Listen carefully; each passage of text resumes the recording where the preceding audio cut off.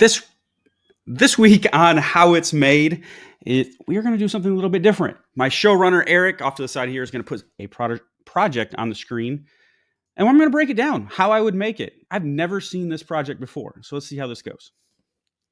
Oh, there it is. All right, what do we got here? This is looks like a chalkboard laptop. Okay. All right, so first, materials. Plywood. You could either CNC this or laser cut this, either way, CNC router or laser. But let's take it for a CNC router, right? And let's go.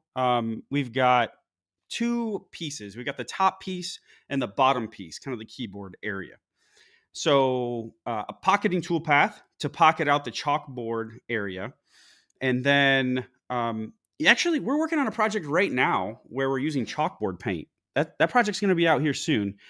So I would use chalkboard paint for this in the pocket area, and then a profile tool path around the outside to cut the profile. Do the same thing for the bottom, and it looks like this particular one is laser engraved, because like where the mouse trackpad is actually engraved. But you could do something there. Use a laser, maybe not. But then we got to create space for those hinges as well. So this is not a complex project at all, and I think it's really cool. I would do this all with a compression bit or a downcut bit. I like a compression bit in plywood because you get a clean top and bottom surface, and that's what we want here. And so yeah, there's a lot of options here. Chalk, you can source your own chalk. We can't make that on a CNC. So, and that's how I would make it.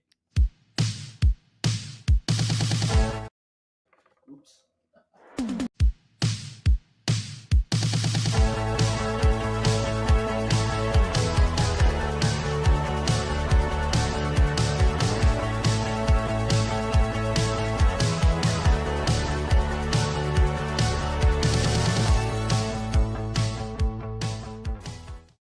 What's up, CNCers? Welcome to the CNC Side Hustle Show number 2.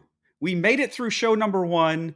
Over 2,000 people watched that first show, believe it or not. So we are back for episode number 2. And I'm Andy. If you don't know, if you're the first if this is your first time here, I'm Andy. I couldn't be more excited to bring you this one-of-a-kind show that we put together. Something fresh that hasn't been done in the space. Q&A live streams are great. Don't get me wrong. I do one on Wednesday nights. But I want to do something new, fresh, exciting, where you walk away and you want to create on your CNC. So what we've got for you tonight, we've got a couple great segments. We always start with a segment. I say always, like we've been doing this for years, but it's only our second time. Just to start with right away getting into it. But next we have Guess the Price, which was the most popular segment from last week. So that's coming back. We're bringing a new segment called Pick Your Niche. I am going to say niche tonight. You know, I got a YouTube comment the other day on a YouTube video that said, take his man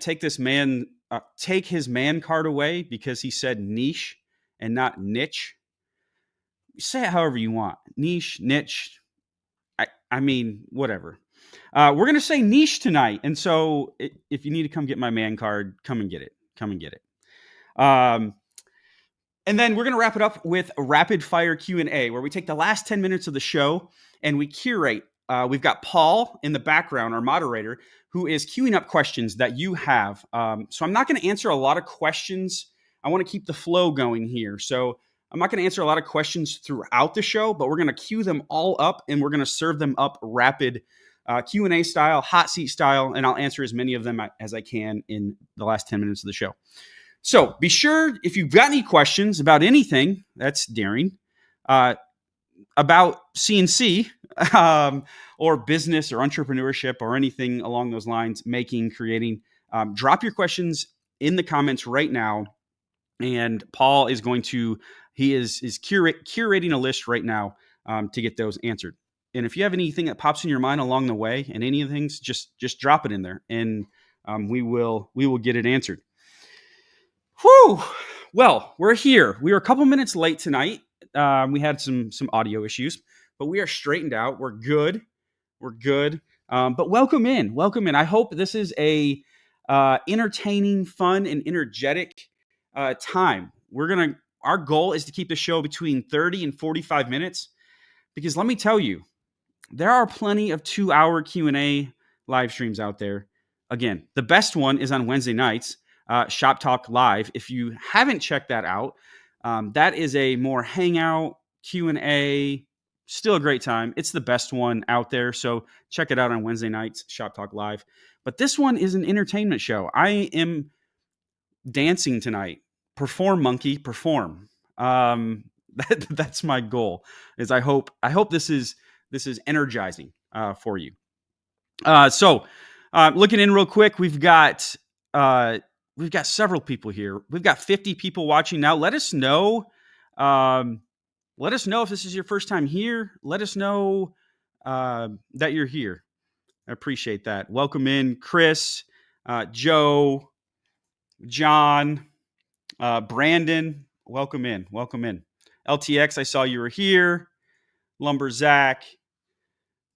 Rick Ramirez, who is a co-host on the Shop Talk Live on Wednesday nights. Thank you for your support, brother. Nice. All right. So, one thing before we move to our next segment, I almost forgot. Channel members. So we are currently at 11 channel members. Thank you for your continued support. So we are. I don't talk about channel members a lot, so I figured this is a great place to do this. And so if you want your name on this board and a shout out, again, this is being recorded and it's going to be on YouTube forever. You can show off to your friends. Look, I made it on the live stream. If that's something you want to do, no pressure at all. But there's a button right below this video. You can learn more about channel memberships and become a channel member. We will greatly appreciate your support. So I did that out of order, but it's okay. It's all right because we're going to head to our next segment.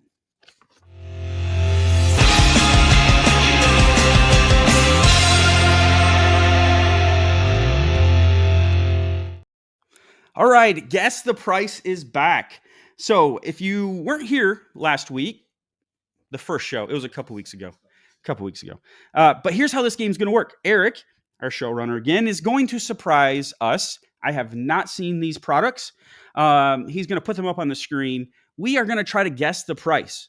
Okay, so again, I don't know what's coming. I'm right here with you. And we're going to guess what they're selling for. And whoever is the closest wins. So be sure, get your keyboard ready. Put your amount in the chat. Let's see, Eric. Let's see what you got for us tonight. Okay, looks like we got a little maze game here. Made out of, you can make this out of a lot of things, but this one is made out of definitely a hardwood. Yeah, it's not a hardwood. Some plexiglass, 14 by 9. What do you think this is? What do you think this has got? What do you think this would sell for? I think we've got, what do we got here? We got 25, 35, 45. I'm not making that up, literally. Right in order. 50, 38, 30, 75. Okay, so I'm going to say I think this is $45. I think this is 45. That's my guess. Are you ready for the answer? All right, hit us with it. What is it? Ooh, $69.99. All right. I can see that. Do we have anybody close here? We have a 50 with 55. Couple 55s. All right. Ooh, 75 was pretty good. 75. I think John R probably won it. John Grubb, welcome in, man. I've known John for a while. It looks like a Temu cutting board that someone engraved. Hey, don't hate. You can, if you source this thing for $2 off Temu, you make 70 on it. Money. All right, hit us with the next one. Oh, okay. All right, so we got like a Hot Wheels truck, semi truck here.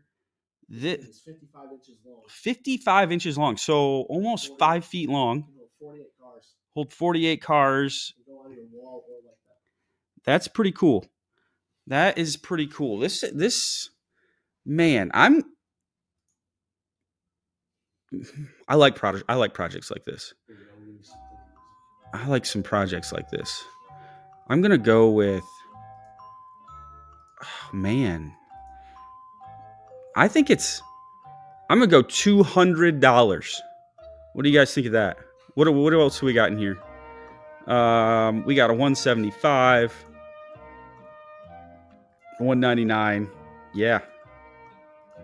Yeah, 200. Who said the lowest? I want to see who said the lowest. 85. All right. Okay, you ready for it? 85.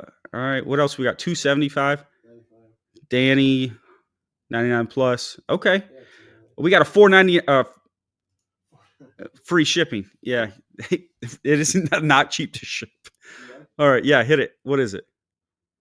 150, 149.98. I think that's excellent. This is I love products like this. Someone said 159? 159. Oh, no 149s? Yeah, 149. Oh, we got a 150. John R. Hey, John R is on it. He's like, you scroll all the way down, all the way down, all the way down. He is on it. He got the last one too. Nice work. All right, everybody. Anytime you have any pricing issues, contact John R. I don't know how you're going to contact him, but he's good at this. But that's a great product. That's a great product. Not a lot of material cost. I mean, there's some. Don't get me wrong, but yeah, that's a high impact product. I like that. All right, hit us with the next one.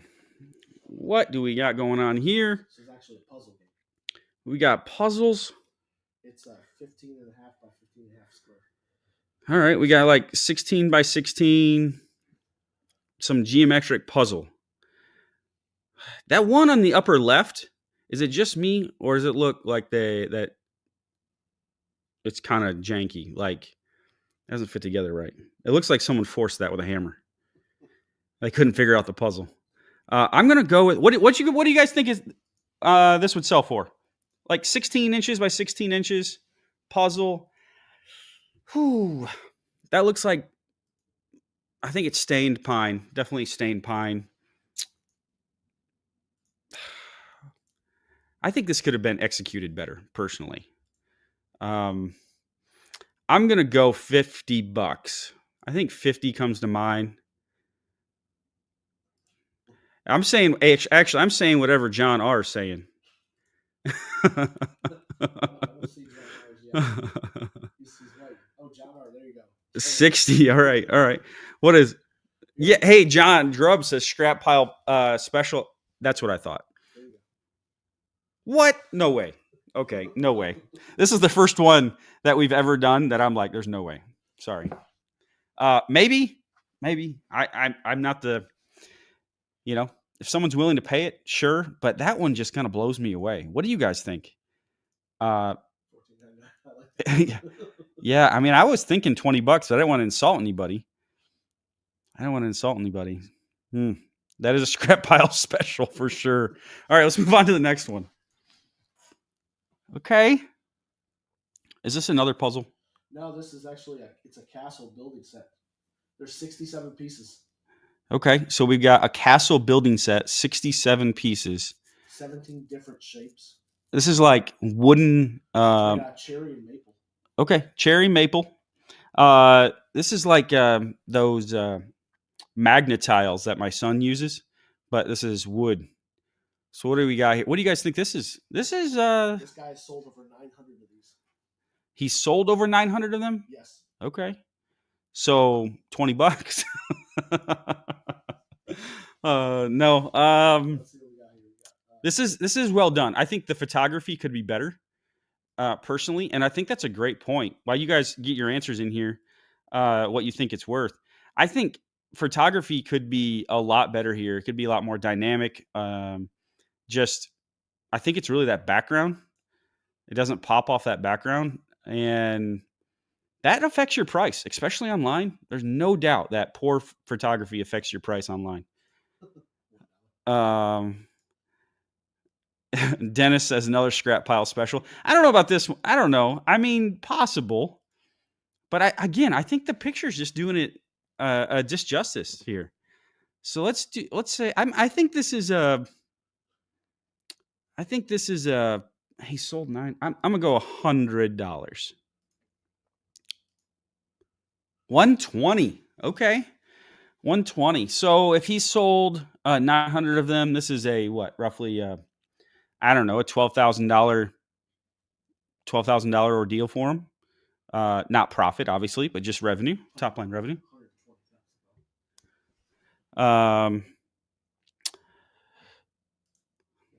Yeah. Is my math way off? What is it? I think so. I mean, all right, math. We got to get our calculator out. 900 times 120. That's $108,000. Oh yeah, I'm way off, guys. Jeez, it's been a long day. Anyways, that's okay. We need to pause on this for a second. So this right here has been over $100,000 revenue generator for whoever this is. And he actually sells a bigger set of like 130 pieces. Jeez. Like so that's impressive. That's really impressive. There we go. We got some math nerds in here. 108,000. Thank you. Let's think about this for a second. This isn't the point of this, right? But selling them for $120, sold 900 of them. We don't know. I mean, that could have been over 10 years, and then you're like, oh wow, that's not that much money. But but if you just think about coming up with a unique product, and we're going to talk about this a little bit in the niche. What's your niche coming up here soon? And so it'd be really interesting to talk about this, but powerful niche, good price point. Question is can you make 67 pieces? Like, what is your price? What is your material cost there? Obviously he's making some money, or he's doing it for fun. I don't know. I think he could charge more for it, but all right. So what do you guys think of those products? Which one was your favorite? Which was your favorite product? That was a lot of fun. I think there's probably my favorite. I mean, that scrap pile special, was, I mean, I guess, but yeah, John Grubb brings up a great point. Sanding time would be wild on that. Like $120. Like, I would just like to know how he's producing them, because sanding alone, you couldn't pay me to sand 100 or $67 pieces like that. You couldn't do it. You couldn't pay me 100. You'd have to pay me a lot more. Yeah, I like the Hot Wheels truck too. That's a great car hauler. Yep.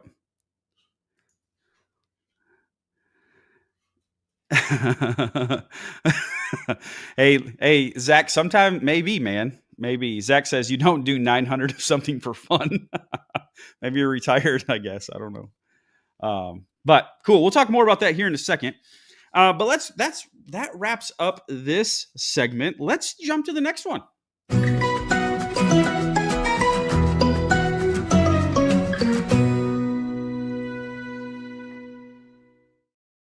All right, welcome to Pick Your Niche. So finding a niche is about balancing your passion and what actually sells. And so tonight, this is a brand new segment where I want to help people identify a niche. And so that's a broad stroke. There's tons, thousands, millions of niches out there, but we're going to take two of them tonight. I'm taking one that is really big and really known and talk about it. We're going to deep dive on it and look at some different statistics. And then we're going to look at a unique niche. If there's one thing that I've been blown away by, it being in the CNC space now for 7 years and kind of hearing about different people's niches and different products, is there are some odd niches out there. Don't overlook the odd niches. They're super powerful, maybe small, but people are willing to pay a lot of money for them. So let's get into the first one. So the popular niche. Now, hang tight again. I know this is going to seem really big. We're going to break it down.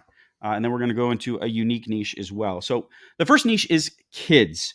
So I always say, I've had a conversation many times with a friend. We always talk about there's 3 powerful niches, and I would say the top niches, and it's kids, weddings, and pets. There is a lot of money spent on kids, weddings, and pets. Absolute crazy amount of money. Now, those are giant, giant niches. So, taking kids, for example, such a massive, massive niche. You actually have to niche down a lot further to get traction. And I'm going to talk about why it's important to niche down here in a second. But so for example, we talk about kids. I wrote down a couple examples here. Kids wall decor, kids toys, kids crafts. And those are so big that you can actually even drill down further and still have a substantial market that you can make, like our friend who is selling $120 castle, $120 castle sets. That's very, very specific. He's not just like, I'm going to make stuff for kids. No, that's kid wooden toys. And maybe even a little bit further. For example, so we had kids wall decor, but we could go even further down and go kids modern wall decor. Or kids toys could be going down to kids Montessori toys. Or we could go kids crafts, could go kids painting crafts, where you just focus on those. So there's, let me talk about the kids. I'm gonna go a little bit further on this, and then there's a really, really important point that I want to make here, but I don't want to get off track. So in the kids niche and in these sub niches, personalization is very, very powerful, right? Gifting is extremely, extremely powerful because kids aren't buying this for themselves. And if there's anything I've learned having kids, I've got 2 boys, is the people that love them love to buy things for them. I don't have to buy anything for them. I buy them food. Don't call CPS on me or anything. Their needs are taken care of. But I don't have to buy any toys for them. The people that love them, actually, they buy plenty for them. And so I think a lot of times in certain niches, we're looking at for like people to buy for themselves. But I actually don't. I think there's more people out there that want to buy for someone else than buy for themselves, which is really an interesting thought. It's almost like an excuse to buy something, and it's for another person, so that's okay. So that works well here in the kids niche. A couple ideas for personalization that I wrote down here are kids' names, colors, birth details. This goes even into baby stuff, right? But you can also offer theme-based customizations like dinosaurs and unicorns, outer space. So there's tons of room here. So a couple marketing strategies that came to mind are market them as gifts for birthdays and holidays and baby showers. The really cool thing, when I was thinking about this earlier, preparing for this, I was like, there's so many seasonal niches, right? And that's fine, like seasonal decor, things like that. But the thing with when you're going into the kid space, kids are born at all different times. Baby showers happen at all different, like throughout the year. Birthdays are happening all the time. Graduation gifts, they don't need it's not like, a fall decor piece. Like one of the problems with our fall leaf lantern is it doesn't sell year round. And so we learned that really early. So we don't even sell it year round. We start selling it in August, but that's a great product for 3 months.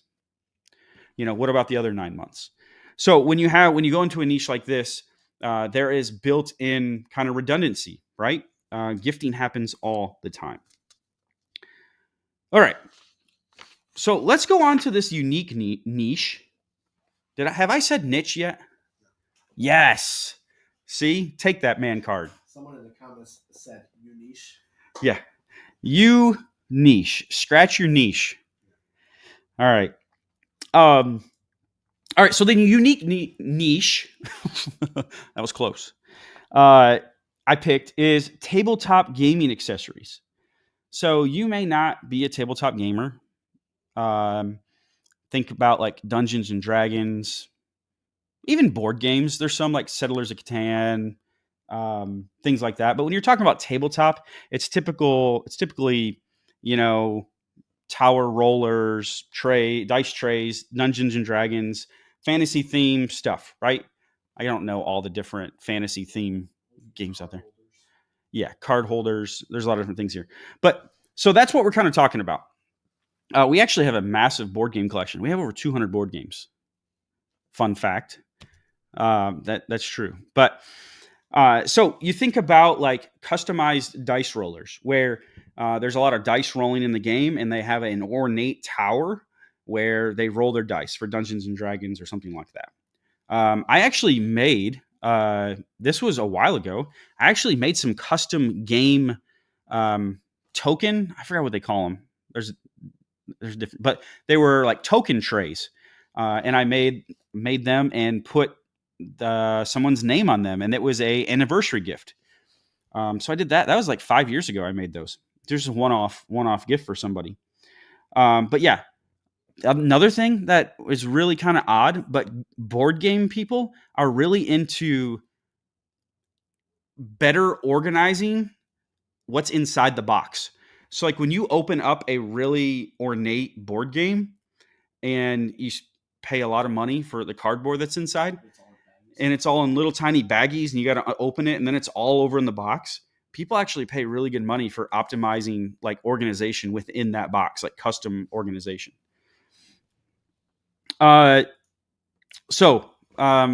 There's actually I actually saw Garrett from IDC Woodcraft last weekend at Workbench Con, and he brought a project that he just had completed, and it was for his granddaughter. And it was a card holder with a dice thing in the dice holder, and it was for this. So a lot of options out there. And so the point I want to make with niches, and especially like really, really powerful niches like this, where someone there's 2 points. One, I mentioned at the beginning, your passion. You have to have a passion for it, right? Like I can't go into the Dungeons and Dragons space and know the ins and outs without that being a passion, something I care about. Because if I don't care about it, I'm not going to get the little details right. And the people that do care about it are going to be like, you don't know what you're doing. I'm not buying it. Right. So that's why it works so well to go to do things that you're passionate about, things that you know. Right. So the point I was going to make with the kids, a way to get into the kids' niche is to make something for your own kids or make something for your own grandkids, because that's how the process works. You identify a need. I think so-and-so would like this, right? I think my grandkids would like this to celebrate this. Well, your grandkid isn't the only person that probably likes that. So if they like it, if you think they'll like it, then it's just a matter of finding other people that are in the same area, the same demographic, maybe classmates, things like that, that now you made something, a passion project for someone you love, and now it's marketable, right? And actually, if you look at, you ever watch Shark Tank? A lot of the projects on there, or a lot of the products on there, are passion projects that they created either for themselves to solve a problem, or they created for a loved one to solve a problem, and they blow up into these massive businesses because they're like, oh, I needed this to solve my problem. I didn't realize a million other people had the same problem. So to wrap this up, we're going to do this. If you guys like this, let us know in the comments, because we'll just keep picking niches and keep going through them and keep developing them. And the idea is like, not to just, there may be one idea, just maybe even something that I said passively that just sticks in your head and you're like, you know what? I've got an idea. And so the idea here is to spark ideas and to help you get traction. So to wrap this up, discovering a niche is essential for sales success. And this is one of my favorite quotes. And honestly, how how I ended up in the CNC space, because I started doing DIY projects, and I wasn't showing my CNC stuff, even though it was going on in the background, and it was really paying for everything. This is a quote that changed the trajectory of Andy Bird Builds, and is, if you try to appeal to everyone, you'll end up appealing to no one. So let me draw that picture for you. If you try to appease everyone, if you try to uh, make everyone happy, or make a product that appeals to the general public, it's the same thing as just getting trampled over in a crowd, right? Like no one's going to hear you. You're just going to get drowned out. So the way you get traction is going really deep, really narrow, find a passionate group of people within that has the same passion as you, solve a problem for them. And once you solve the problem for them and you dominate that niche, then that's when you can go wider. So you go narrow, get traction, and then you can start going wider. What do you guys think of that? That was a lot of talking. I hope it was helpful. What are we saying in the comments? Let me see. What do we got here?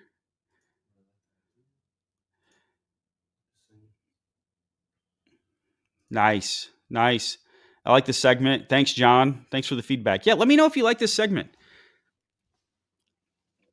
Great info. Love it. Niche and ADHD. Oh, niche versus ADHD. Sorry, Zentero. Nice seeing you. Did we see you last night on the live stream? I don't know. Welcome in. Nice. Well, cool. Yeah, it's this really niching down, like, is this really counterintuitive process. Like, if you think about it, like, why would I want to appeal to less people? Right? Like, I want to appeal to as many people as possible. I want to set up on the side of I-75 or I-5 or I-80 or I-70. I'm trying to hit all the highways that are I-95 that are, like, maybe by you. But the idea is you know what I mean? I'm going to set up a little table on the side of the highway. And or the Audubon or something like that. But the idea is you're going to set up your folding chair and table next to the highway. Like, yeah, a lot of people are going to see you, but none of them are going to care enough to pull money out of their pocket, right? So, yeah, good stuff. All right. What do we got next? Going to Q&A. Let's go.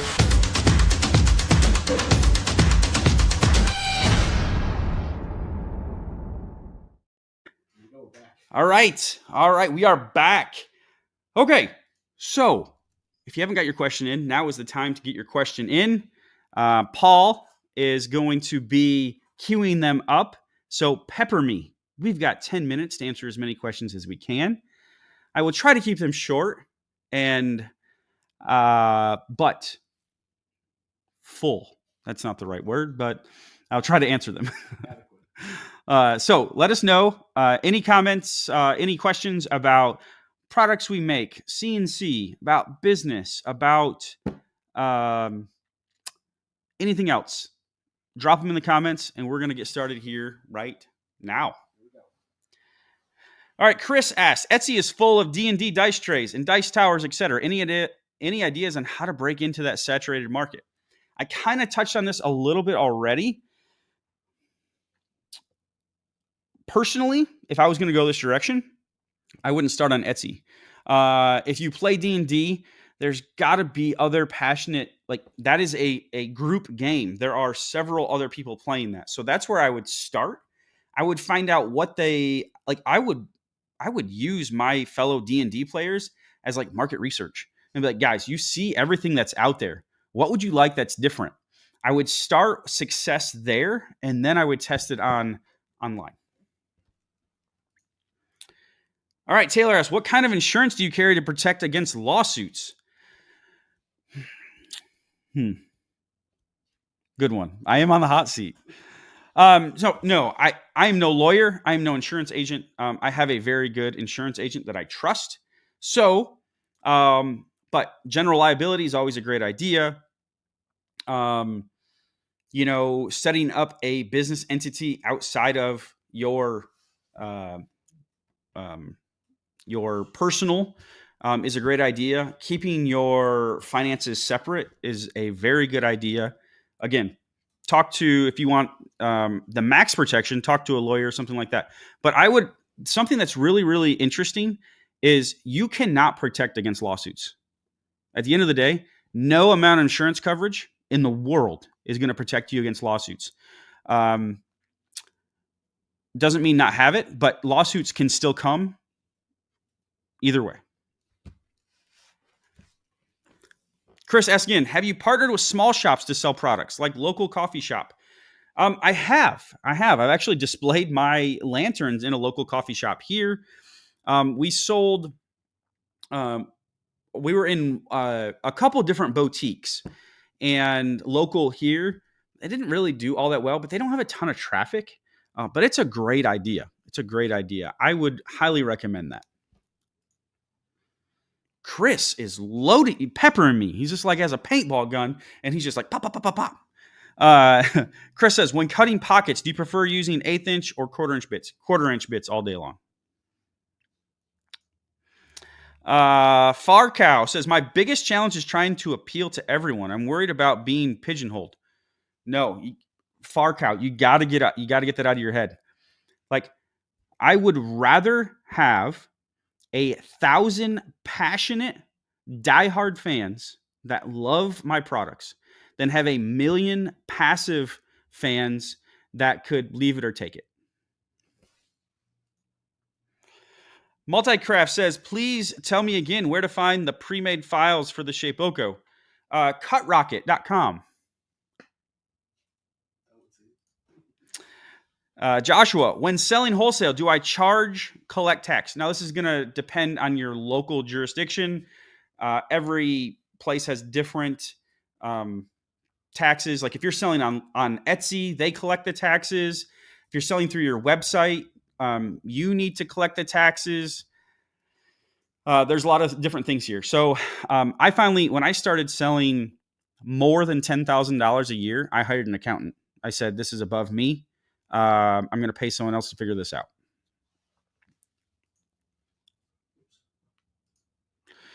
Carl says, what's the best CNC brand? Carl, this is a trick question. The best CNC brand is the CNC brand that's right for you. There's a lot of preferences out there. It really depends. It really goes down to, or comes down to, what your needs are, what you want to do, your budget. I've actually got a great video series about this a little ways back that I did last month. It's a 3-video series playlist, and it talks about these things. I have a favorite brand. My favorite brand is Shapeoko, personally. That's what I started with in 2017, made my own decision, purchased it with my own money, and I still have a Shapeoko in my shop today. All right. If there's any other last minute questions, get questions in. We are coming up on the last ones here. We got a couple more. So if you are thinking of peppering me with any more questions, hit them in the chat. All right, Dennis. Welcome, Dennis. I'm building a 4x4 heavy duty aluminum extrusion profile CNC. Would I see a great difference in the speed that I could push the machine if I use NEMA 34 instead of NEMA 23s? Whew, okay. If there's anything that I've learned with about CNC is I'm not an engineer. I have misspoken about stepper motors before. But what I can tell you from my experience is there is a massive difference between, let's say, the stepper motors on my Shapeoko and the NEMA 34s on my Avid. So there's so many different things at play, right? And stepper motors they work different. They have different torque at different frequencies. So many different things. That's all I know about stepper motors. Chris asked, have you tried incorporating 3D printer into your CNC work? Funny you ask. I recently, a month or two ago, picked up a 3D printer, Bamboo Labs 3D printer, which I've had a great experience with. I've really enjoyed it. But right now, it's a fun thing. But talking about, so John Grubb here in the, he was in the audience. He does fantastic CNC and 3D printing work, incorporating them together. So there is a lot of possibility there.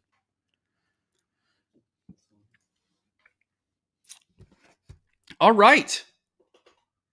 No more questions? Woohoo! I did it. All right. So what a show. Today we broke down the kid's laptop. If you missed that, go back and watch the beginning of this. We talked about a project and how I would make it. We guessed some prices. We talked about our niches. And we answered questions.